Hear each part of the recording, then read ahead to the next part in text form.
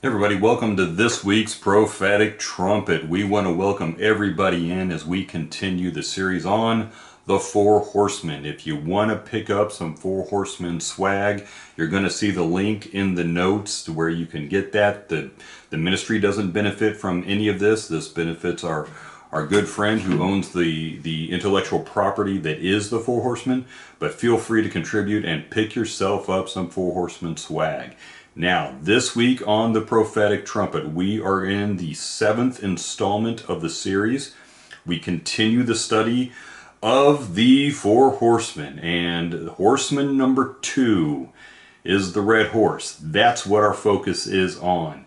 Now, we see the Red Horse come to light in Revelation chapter 6, verse 4, when John proclaims another horse went out, a red one, and the rider was given power to take peace away from the earth and to make people slaughter each other. He was given a great sword. There is so much in this verse that links into the book of Revelation and other books my goodness, we're going to try to make sure we get this all in the appropriate time frame, because as we have stated, we try to keep these mini messages within 15 minutes.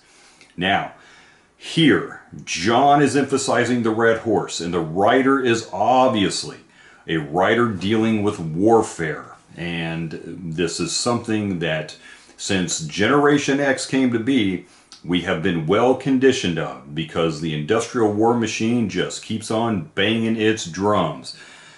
His entire purpose is to remove peace, which means peace has to exist beforehand for him to be able to remove it. And that is a very interesting concept. He is also brought about to bring divisiveness, separation, division to the populace of the earth. Notice he was given a means to take peace, and it is still referenced as a male on a horse. That's something we have to spell out in this day and age, apparently, for some reason. Now, his emergence coincides with Revelation chapter 24, Matthew chapter 24, verse 22. Boy, I was really going to steer you wrong there, where it says, if those days had not been cut short, no one would survive. But for the sake of the elect, those days will be shortened. It coincides, because peace is being taken from the earth, not just in a military form, but in division and divisiveness upon the earth. Now, this harkens also to technology. It's going to play a role, because when this was written, they did not have the power to do this. The advent of technology to destroy all the existence must be there in advance in order for this to come to fruition and be entirely fulfilled. We cannot discount its role, technology's role, as we read into prophecy. Now, obviously, the move of the nuclear technology and other agents used to bring death and destruction upon this earth and the people of this earth, such as the biochemical world, this is very highly possible to be achieved. Now, there are many wars to be had prophetically left to occur here upon the earth. I need you to know that. If you're taking notes, I need you to be ready, because I'm going to give you the scriptural passages in which these wars occur, and you can research these on your own if you're into understanding prophecy and where we are headed as a populace of earth. Now, there are 4 in total to my estimation, and these are not conflicts. These are full-on wars, okay? So I don't want you to think that I'm going to speak of maybe your pet passage when it comes to things of conflict in prophecy, and I mention this list and you're like, hey, that's not there. That's because I'm referencing full-on wars. Here you go. We're talking about Psalm 83. The Psalm 83 war is right there. It covers the entire chapter.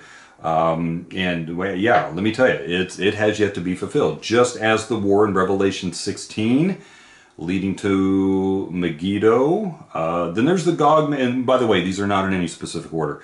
The Gog-Magog War, which is a huge conflict that has been taught upon, my goodness, extensively for the last 40 years. But really, we have seen nothing but the slow advancement in the Ezekiel 38-39 conflict, just the chess pieces, so to speak, being put into position. The final one is the Psalm 2 war that will occur. Psalm 2. So you have Psalm 83, Psalm 2, Revelation 16, and Ezekiel 38-39. Now, keep in mind, we're going to go back to Revelation where we started, Revelation 6:4. Keep in mind, the writer, that's a human being. That is a human being. And we know that because he is given power, and power is a delegation. It is derived from a higher form of authority. This is the first horseman that will come on the scene, or I should say, if the first horseman, that's a proper way to phrase it because I know English somewhat well. If the first horseman is also known as the Antichrist or the Mahdi, and the world is under his control, can we just ask why he would attack, or just even what he would attack with the second horseman? We have to understand this. If he's the man of peace, and the horseman that follows him is given power to take peace away, is there any connection here? Could it be that when the first horseman comes upon the scene to give peace, it's not a global peace? And this horseman changes all that later, because we can look at horseman number 1, and as we came to understand in the first several portions of dealing with horseman number 1, he doesn't get global control until Revelation 17. They do not rule over Israel and other regions in the 10 regions that are listed in Revelation 17. There is a specific region in which the first horseman is going to rule over as it relates to Revelation 13 and Revelation 17. These 10 regions are spelled out, ironically, from the Club of Rome. We spelled this out in a previous installment. So when you look at the moves of the Club of Rome and the goals of the Club of Rome, you can see that they really coincide a great deal with the globalist community that emanate mainly out of Europe, but not exclusively. And there is a hunger for power and control, not only over the world's finances, not only over human lives, but over the entire resources of the world. So the Red Horseman is an officer given power to provoke World War III. But that's not what we're speaking of.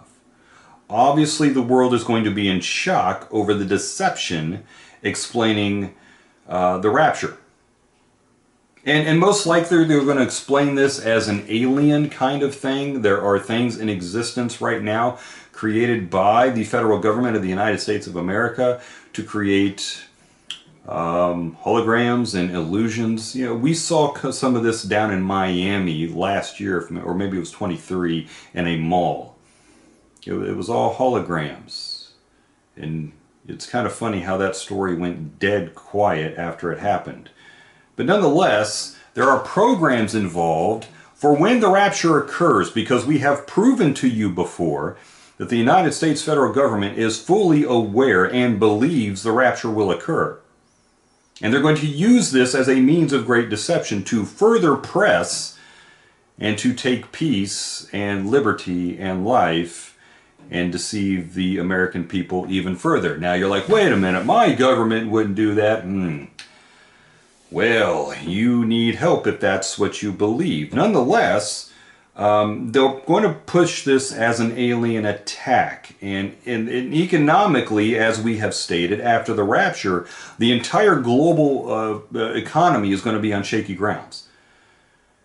Notice this further. The person who provokes people to slaughter one another is the other portion of this. This is also pretty fascinating.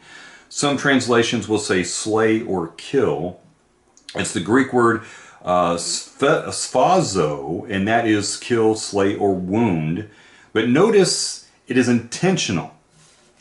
It is an intentional slaughter, slay, kill kind of mandate. It is not aimless. It's not reckless violence. It is a deliberate murder. It is a deliberate judicial execution, perhaps. Maybe it's even a ritualistic sacrifice and symbolic in its imagery. Because that is going on all over the world right now. Ritualistic sacrifices are being pushed to the forefront in the entertainment industry because they're merely telling you what they do, right? So the context determines whether the act is wicked, like Cain, Babylon, or the beast system, or redemptive, like the sacrifice of the lamb, or martyrs, or witnesses that are put to death. So in every occurrence, the death is purposeful. It is not accidental, and it carries theological weight. Potentially, the enforcement of the beast system is what this could be referencing, where those who refuse to comply are beheaded. Again, potentially speaking of Islamic rule to come on a global scale. The final portion of today's study, let me just kind of get to this. It leads further into this, sadly. Scripture says that he is given a great sword. Horseman number 2 is given a great sword. That's an interesting way to put it. He's given power to take peace away, to make people slaughter one another, given a great sword. Those are the 3 statements there. Again, this is delegation. This is authority to rape, peace, and take life. While the sword seems to indicate a war between nations, it may not be the case here. And this is why. The sword that is used in this particular instance is the Greek word, boy, I hope I get this right, Makaraya. And no, that's not a dance from the 90s. I hope I'm pronouncing Makahera. There it is, it's Makahera. It is a knife. It is a machete, described figuratively. In other words, it's a short blade. It is a war, and it is a judicial punishment. It is a sword for instrument exacting retribution. Whoa. That brings on an entirely new context. It is my conclusion that with the extracting of the Greek from the Greek, this horseman brings chaos and unleashes radical Islam upon the earth. And in 1/10 of the region spoke of in the Club of Rome. Then it spreads globally, because the verse says that this horseman will take peace from the earth, meaning that peace has to be on the earth, as we stated before. And the authority presumed will be the first horseman gives him the directive to take what the first horseman came to the power from, is implementing peace. He has a plan for peace, and it's taken. So the Greek indicates the possibility of retribution, and it seems to be a double cross from the Club of Rome, or a global entity, to provoke him, the horseman, to bring aggression globally, not just Israel, provoking further into the effect of this, because we bring Israel into this because it is the centerpiece of the book of Revelation, and understanding everything that goes on revolves around Israel. So it's not just Israel provoking further the effect of this horseman and his purpose to bring conflict and discord, killing millions. The question is, who is the target? So the horsemen are a unit, unveiled by God Almighty.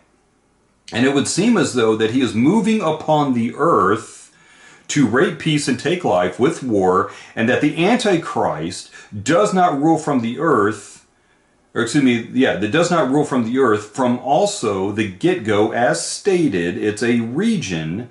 This is the strong arm of the Antichrist administration, who would be armed with a strong military and weaponry to cover a global outreach, Well, currently, the prospects as to who this is currently are not numerous as to what country could possibly do this. It is evident that the future of this prophecy can be fulfilled despite being technologically advanced. It cannot be fulfilled with the promise of peace upon the earth coming before it. So that will be the telltale sign as to how this picture comes together. I hope I've made this perfectly clear. If you have questions, feel free to send them to us and we'll be more than happy to answer them. We want to thank you for joining us for this week's prophetic trumpet and hope that you have a greater understanding of the second horseman. Join us next week as we will dig in even deeper. May the Lord bless you and keep you as we walk through these perilous days holding the hand of the Most High.